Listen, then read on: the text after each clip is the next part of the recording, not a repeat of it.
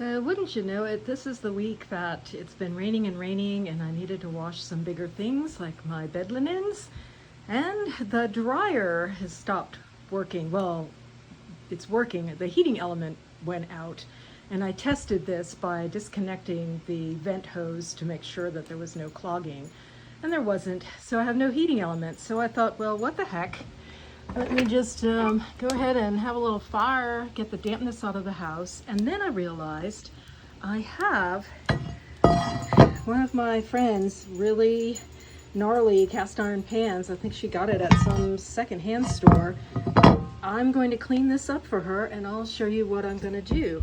The fire is going, it's been going for a while. It's pretty hot coals in there, so I'm just gonna put that in there and let the fire burn off the nasty stuff, and then I'll show you when it comes out, when it cools down, the fire's out and everything's cooled off, I'll show you what we do. And if you have a wood stove and can fit a cast iron pan in there that needs cleaning, this is one way it can be done.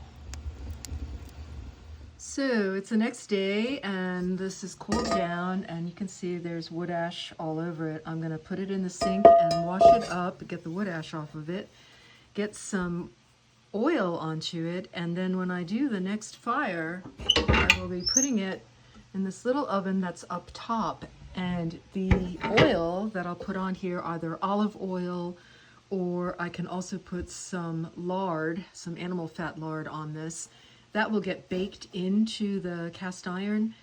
If y'all were doing this, if you had a wood stove and were doing this but did not have the small oven up top, you could always put this in your regular oven and heat it up to, usually around 400 degrees to bake the oils back into the metal. And then your cast iron pan is re-seasoned and ready for use. So just in the sink here, just with some hot water and a sponge, no soap.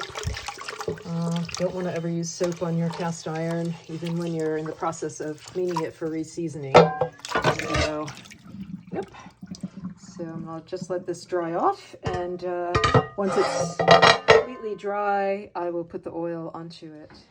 Okay, so I did not have a fire in the wood stove. I went ahead and did the final seasoning in the oven at 400 degrees.